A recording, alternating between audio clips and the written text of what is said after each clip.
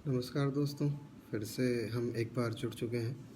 और जैसा कि आपको पता है कि आज लॉकडाउन का जो दूसरा लॉकडाउन है उसका 5वां दिन है। अब कुल मिलाकर 26 दिन हो गए हैं और सरकारी आदेशों के हिसाब से कल कुछ जगहों को अनुमति मिलेगी बाहर चलने की, घूमने की, फिरने की।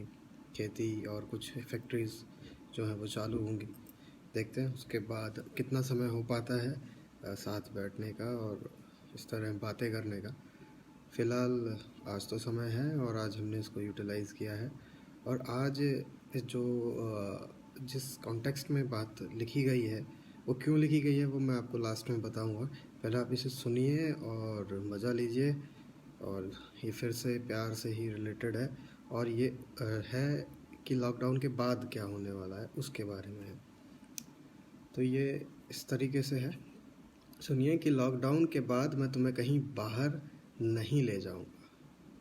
लॉकडाउन के बाद मैं तुम्हें कहीं बाहर नहीं ले जाऊंगा, लेकिन हाँ, मैं तुम्हें अपने पास लाऊंगा, एहसास दिलाऊंगा कि मैं तुमसे कभी दूर नहीं हूँ। मैं तुम्हें अपने पास लाऊंगा, एहसास दिलाऊंगा और यह समझाऊंगा कि मैं तुमसे कभी दूर नहीं हूँ और तुमको अपने दिल की धड़कन सुनाऊंगा।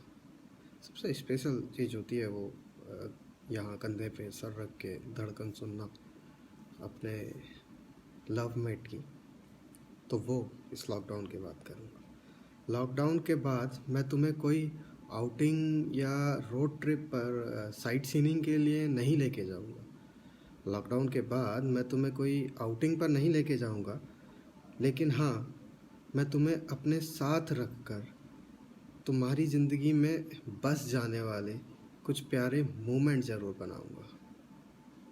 लॉकडाउन के बाद मैं तुम्हें बर्गर, पिज़्ज़ा, मोमो या पानी पूरी नहीं खिलाऊँगा, क्योंकि कुछ लोगों को लग रहा है कि लॉकडाउन खुलेगा और लड़कियां जो है एकदम टूट पड़ेंगी। तो ऐसा मेरे साथ कुछ नहीं होने वाला है। लॉकडाउन के बाद मैं तुम्हें बर्गर, पिज़्ज़ा, मोमो या पानी पूरी नहीं खिलाऊँगा, लेकिन हाँ, तुम्हारे साथ मिलकर कुछ खिचड़ी ज़रूर पकाऊँगा। लेकिन हाँ, तुम्हारे साथ मिलकर कुछ खिचड़ी ज़रूर पकाऊँगा, जिसको मैं तुम्हें अपने हाथों से खिलाऊँगा और खिलाते समय उंगली काट सको इसकी भी इजाज़त तुमको दूँगा।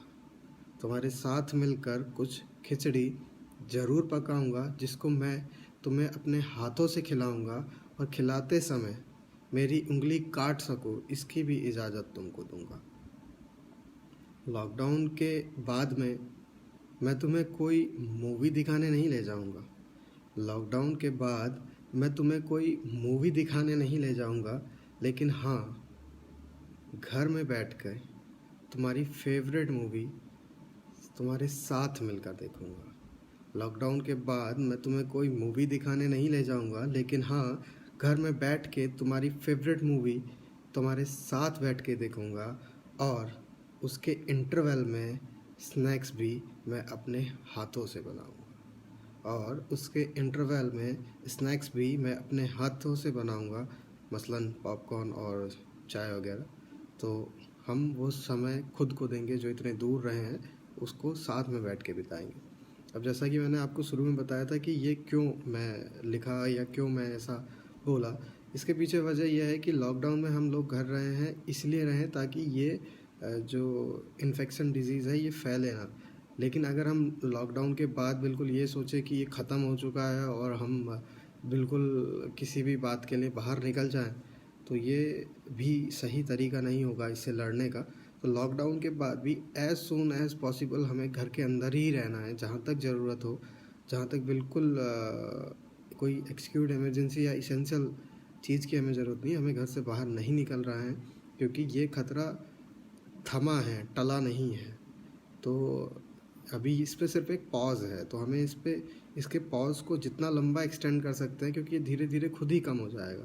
तो हमें तैयार इस हिसाब से रहना है कि लॉकडाउन के बाद भी हम घरों में रहें और सरकारी आदेशों का पालन करते रहें। जो भी सरकार बोल रही है उसको बिल्कुल अक्षरशः उस पर रहें, उसको निभाएं।